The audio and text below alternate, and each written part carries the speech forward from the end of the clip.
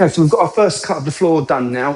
We're fairly level on it. We're now ready to start actually getting some gap fill in between all of those unsightly, nasty gaps. I'll give you a close-up in a moment just to sort of show you what we're on about. Two options when it comes to gap filling.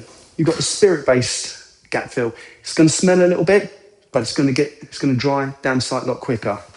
You've then got the water-based one. It takes a tad longer to dry, but there's no horrible odours in your home. So for us, this is the preferred method of choice. You're not stuck with horrible odours in your home for an awful long time. Both are going to achieve the same job. There's no better or worse product in that side of it. One is spirit, one is water-based. So let's actually begin and get started on how we're actually going to fill these floors over.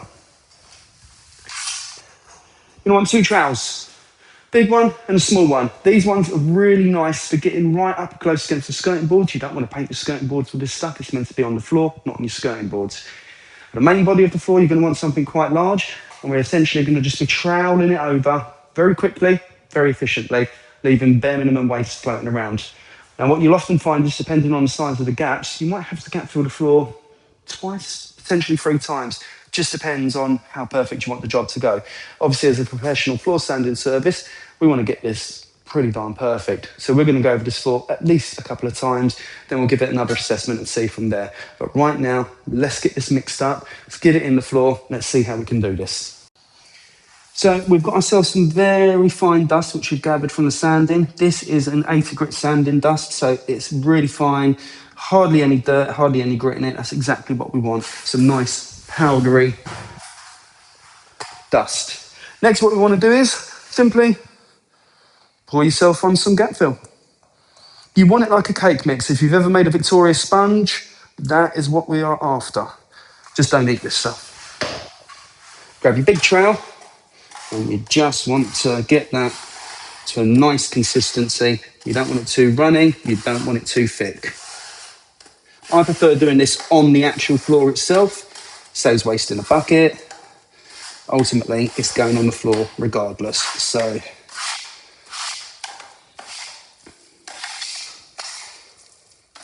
fold it over itself, make sure all of that dry dust is completely gone.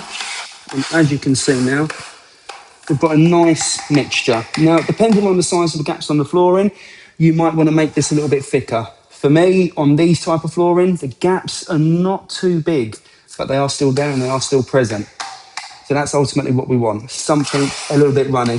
What you'll find is as you go over the floor, you might pick up some excess dust from here, there and everywhere. You might just need to add some more of the resin to it. Grab yourself a small knife and that can just get right up here. You just want to get all of these gaps right up to the skirting board. Being able to just, by using the smaller one, just get into all of these nasty little gaps, which are really difficult to get to with a big trowel. They're all done.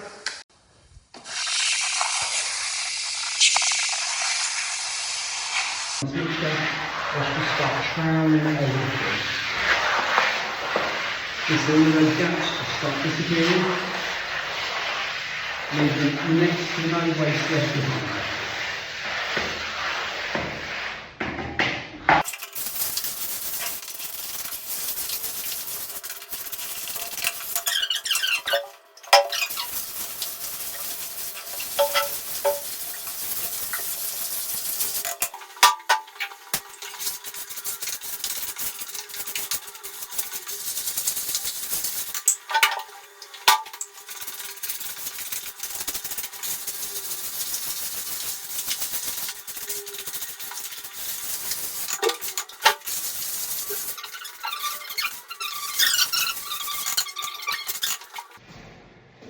Okay, so that's our room completely filled over now. Bare minimum mess over the floor.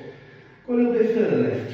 We can skip that up, we can put it in the bin, or we can acknowledge the fact that we're going to want to do a second fill over this floor.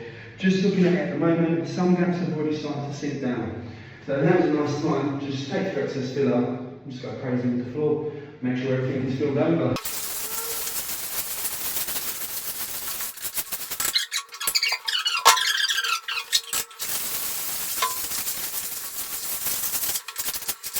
Any more in the bigger gaps, maybe just that one.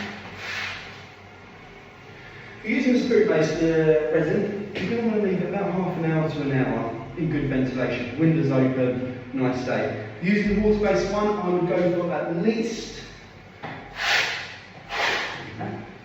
I'd go for at least 2 to 4 hours, and I'll check it beforehand. If you're hiring from us to save time and to save money, what you might want to do is do the fill-in at the last part of the day.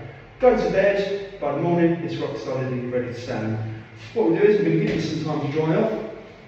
We're going to sand it off, make sure it's all nice and clean, and then we're ready for our finishing sand, and we really start to see this room transform at that point.